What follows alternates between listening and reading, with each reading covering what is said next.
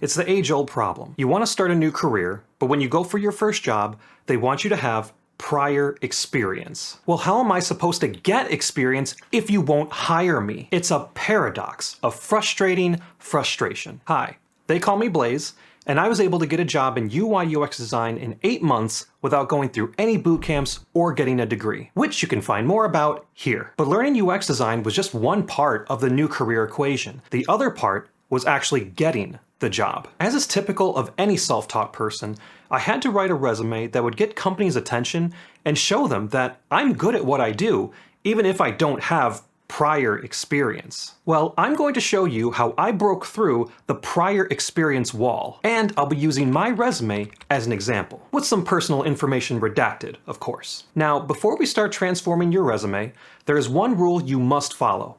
Do not lie. Lying carries zero advantage. If you're not honest about your skill level, you may not be able to do the job. And if you're caught in a lie, maybe even after they've already hired you, you'll have a tough time winning their trust. So then, you should be able to back up anything on your resume. If something is brought up in an interview, you should be very comfortable defending it. So if the information you're considering doesn't fit that criteria, then maybe don't put it down. The first thing you're going to do is extract your experience. And for that, you may need to readjust your definition of experience. Well, what do I mean? If I asked you to define what experience means on a resume, what would you say? You might say, secular experience, or that's the time I spent working at a company. In fact, that's what most people would say. But what if I told you that experience is experience? In other words, if you do something or accomplish something, regardless of whether someone paid you or not, that is experience and should be counted. Crazy idea, right? But it's true. For example, let's say you spent last year doing graphic design as a hobby. You made graphics for business cards or videos or websites, maybe even your own business. That means you have 1 year of graphic design experience. Yes, even if someone didn't pay you, experience is experience. That is a skill you honed, and you deserve credit for that. At least that's what I think. So let's talk about how to do that with your UI UX resume. First, think about your direct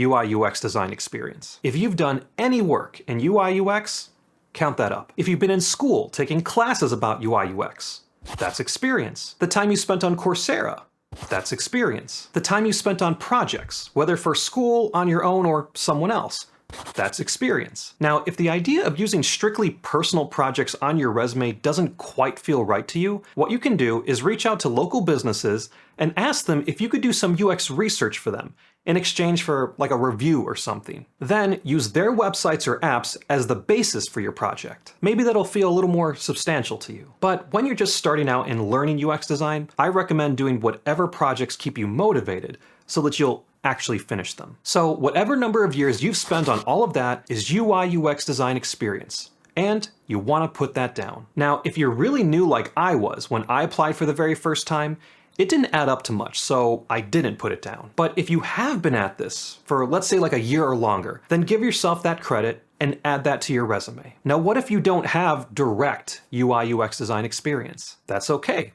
We move on to the next kind of experience on the list, related UI UX experience. UI UX design is a lot of things. Graphic design, web design, app design, research, testing, surveys, interviewing. There is a lot that goes into it. And any experience you have in any of these areas will only serve you better. So think about any experience you may have like that. Do you have experience with graphic design or using programs like Photoshop or Affinity Designer, stuff like that? What about time spent in school learning it? Then that's graphic design experience. Add it up. Do you have experience with doing research or interviewing others? That's research experience. Add it up. Were you ever involved with a website or mobile app project? That is website or mobile app experience. Add it up, and so on and so forth. And this is where I landed. I didn't have any direct UI UX design experience, but I had some related experience. So that's what I led with. Now, in the interview, did they ask me about my experience not being tied to an actual employer? Yes, they did. And I answered, no, I don't have secular experience, but I have done several projects, and I'm efficient in all steps of the process. They asked me to explain more, and I did. My design process, how I approached the projects in my portfolio, how I actually performed user research. I showed them that I'm speaking from actual experience, not just buzzwords or stuff I read in books. And that answer was acceptable to them. So after you've tallied your experience up, create a section and place it right at the top of your resume. So it's the first thing that job recruiters see. Because, as we all agree, they tend to be real sticklers for how many years of experience do you have. So let's give them what they want. Along the same vein, as you're adding this information to your resume, you'll want to do some keyword association. Look for a job posting that you'd like to apply for. Read through it and look for the terms and phrases that they use and adjust your language to that. Does it mention a specific software like Adobe XD, Figma, or Photoshop? Does it specifically mention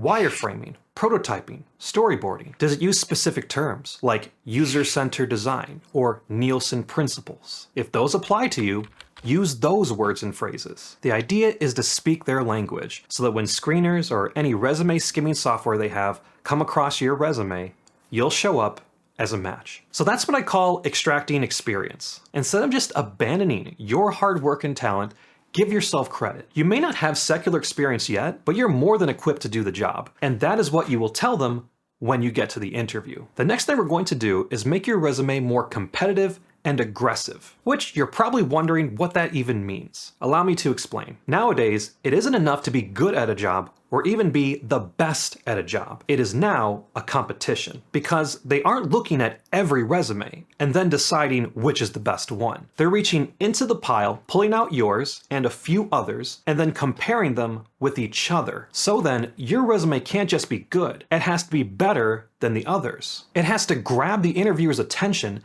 and then wow them with the details. Sticking your experience numbers at the top will grab their attention because it shouts, hey, I meet your criteria.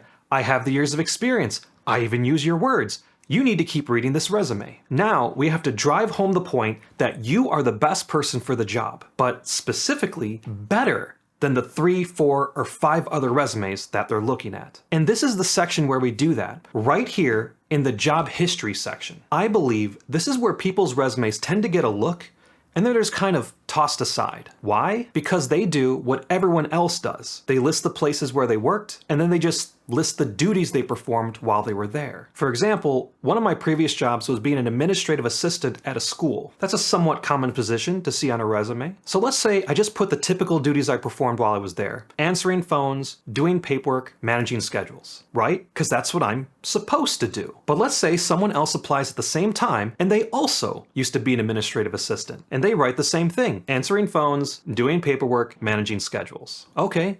Good, accurate. But if both of us put the same thing on our resumes, how does the recruiter know which person is the better candidate? They can't, because we both put the same thing. And we agreed. It's a competition now, right? If you do the same thing as everyone else, you're leaving your chances of being picked up to a coin flip. But if you do something different, and in fact, more impressive, you'll beat anyone who is just following the norm. Here's what you do. First, you write down the place where you worked. Next, before you list your duties, you're going to list your accomplishments. Did you get an award or recognition for your work?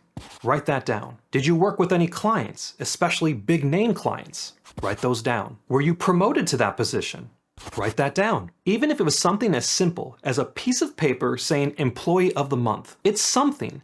And it's proof of your work ethic. And it's better than someone who is only listing the duties they performed. And for anything especially impressive, you might want to consider adding that also to the top of your resume. In my case, I was actually promoted to that position of administrative assistant. So I started my description with that. Next, you want to add duties that are related to UX design. Surveys, research, design, testing, prototyping, etc. All the stuff we mentioned before about related experience. If any of that came from these previous jobs, you want to mention those here. In my case, I helped design a few flyers for the school, so I have that in there. It wasn't much, but it was something UX related. And then finally, you'd list your typical duties. And if this section is starting to already get full, you can just summarize them. You don't want to make the recruiters read a novel. Just focus on your strongest points. The goal is to get you to the interview. If there's anything that they'd like you to expound on, you'll be able to do it then. Next, you want to take that experience and quantify it. You want to put into perspective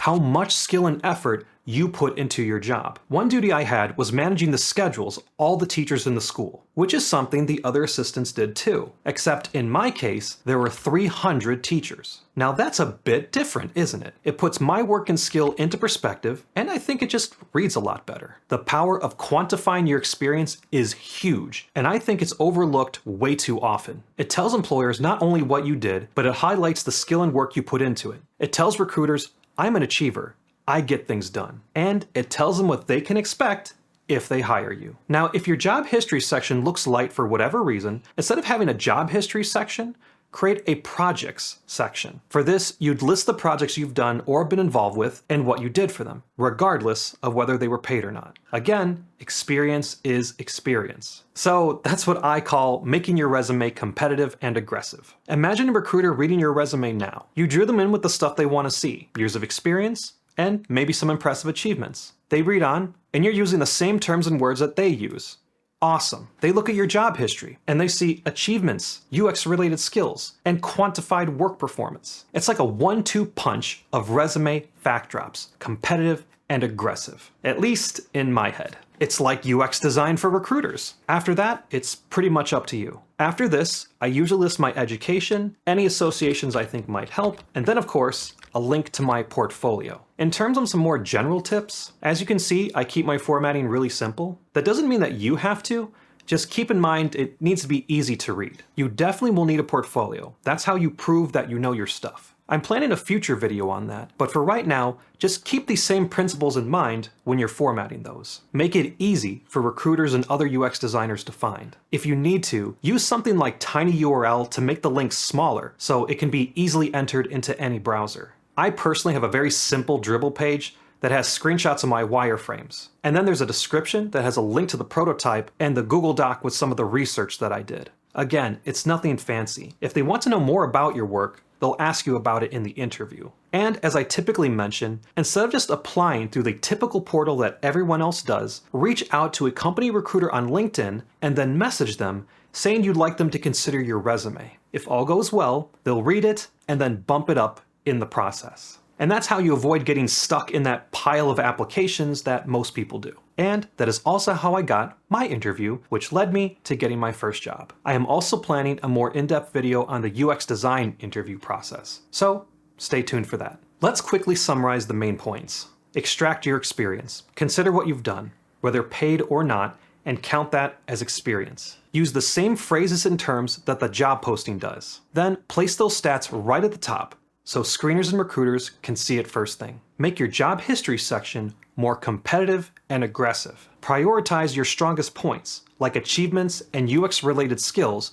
before you start listing your typical duties. And make them even more pronounced by quantifying them. So those are just a few pointers I learned and have worked well for me as a self-taught person. There are more I could think of, but these are the ones I felt made the biggest difference for me over the years. And I would love to hear what other tips have worked for you. So please drop them in the comments section so we can all make headway in our UX design careers. If this video was helpful to you, please consider liking it, sharing it with someone you think might need it, and subscribe. Thank you so much for watching. Until next time, I am Blaze.